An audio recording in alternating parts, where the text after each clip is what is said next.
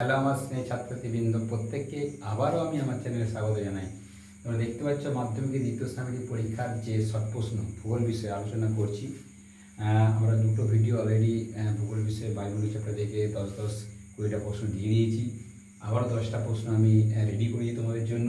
যারা মাধ্যমিকের ছাত্রছাত্রী রয়েছে তোমরা অবশ্যই ভিডিওটি দেখতে থাকো, তোমাদেরকে যথেষ্ট সহযোগিতা করবে পরীক্ষার ক্ষেত্রে। দেখো আমরা আজকে যে শর্ট প্রশ্ন আলোচনা করবো বায়োলজি চ্যাপ্টার, সেটা প্রথম কোশ্চেন রয়েছে। দেখো, সাধারণ অবস্থায় সমুদ্রপৃষ্ঠে বায়ুচাপ কত? ঠিক আছে, সাধারণ অবস্থায় সমুদ্রপৃষ্ঠে বায়ুচাপ কত আমরা জানি 1013.25 মিলিবার। 1013.25 মিলিবার। এটা একটা খুব ইম্পর্টেন্ট একটা প্রশ্ন, যে সাধারণ অবস্থায় সমুদ্রপৃষ্ঠে বায়ুচাপ কত? 1013.25 মিলিবার। এমনি আমরা বলতে পারি 76 সেমি পারস্তম্ভের চাপের সমান। ঠিক আছে। 2 নম্বর কোশ্চেন আমরা দেখতে পাচ্ছি, কি লেখা আছে না, ক্যারিবিয়ান উপসাগরে ক্রান্তীয় ঘূর্ণিঝড় কি নামে পরিচিত? ক্যারিবিয়ান উপসাগরের ক্রান্তীয় ঘূর্ণিঝড় মনে রাখতে হবে আমাদের যে হ্যারিকেন নামে পরিচিত।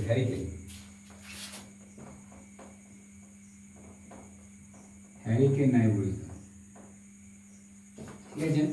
দেখো 3 নম্বর কোশ্চেন আমরা চলে আসছি, যে ডোলড্রাম কোন অঞ্চলে অবস্থিত? ডোলড্রাম মনে রাখতে হবে আমাদের নিরক্ষীয় অঞ্চলে। নিরক্ষীয় শান্ত বলা হয়, নিরক্ষীয় অঞ্চলে,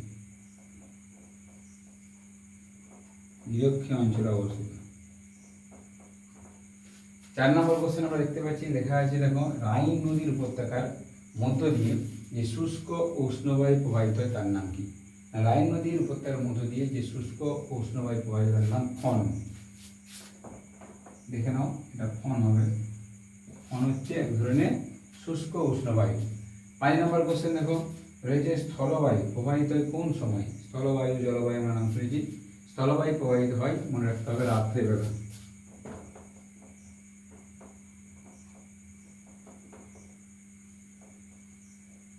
রাত্রিতে বা রাত্রিবেলা।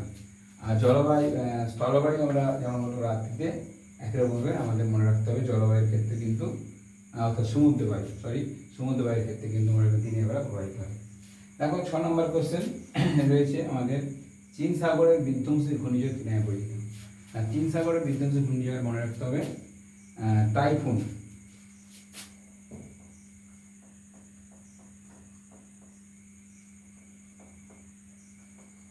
টাইফুন নামে পরিচিত। 7 নম্বর কোশ্চেন দেখতে পাচ্ছি আমরা, যে বিমানে রাখা বায়ুচাপ মাপার যন্ত্রের নাম কি? বিমানে রাখা হয় যে বায়ুচাপ মাপার যন্ত্র, তার নাম হচ্ছে কি অল্টোমিটার। এনি বায়ুচাপ মাপা হয় হচ্ছে ব্যারোমিটার সাহায্যে, এটা কিন্তু মনে রাখতে হবে অল্টোমিটার যন্ত্রের সাহায্যে। ঠিক আছে। দেখো আমাদের 8 নম্বর কোশ্চেন পাবো, তুষার ভক্ষ কাকে বলে? না, তুষার ভক্ষ বলা হয় কি চিনুককে বলা হয়। চিনুক এক ধরনের উষ্ণবায়ু তুষারে গড়িয়ে দেয়, তাই একে তুষার ভক্ষ বলা হয়। এখন 9 নম্বর কোশ্চেন রয়েছে, বায়ুচাপ মাপা হয় কোন এককের সাহায্যে? না, বায়ুচাপ মাপা হয় মিলিবার এককের সাহায্যে।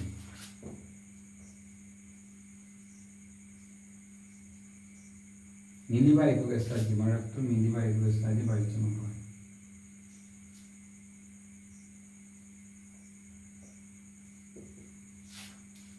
লাস্ট প্রশ্ন আজকে দেখো, যেটা রয়েছে শেষ প্রশ্ন, অ্যানিমোমিটার যন্ত্রের সাহায্যে কি পরিমাপ করা হয়? অ্যানিমোমিটার যন্ত্রের সাহায্যে আমাদের মনে রাখতে হবে বায়ুর গতিবেগ।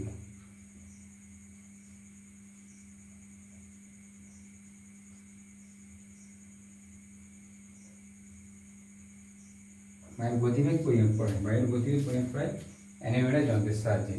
এই হলো সেরা 10টা প্রশ্ন। এখানে নিশ্চয়ই তোমাদের ভালো লাগবে। যারা মাধ্যমিক ছাত্রীরা আছো তারা কিন্তু এই প্রশ্নগুলো অবশ্যই দেখে নিও, তোমাদের বন্ধুবান্ধবকে এই প্রশ্নগুলো অবশ্যই বেশি বেশি করে শেয়ার করে দিও। প্রতিদিন যদি আমরা 10টা করে প্রশ্ন করি, অবশ্যই আমাদের অনেক কাজে লেগে যাবে, উপকারে আসবে। প্রশ্ন আমরা এইভাবে করতে করতে আমাদের এমন হ্যাবিট হয়ে যাবে যে আমাদের কিন্তু প্রশ্ন করার ক্ষেত্রে কোনো সমস্যা হবে না। তাই আজ এই পর্যন্ত রইল, দেখা হবে পরের দিন। ঠিক আছে।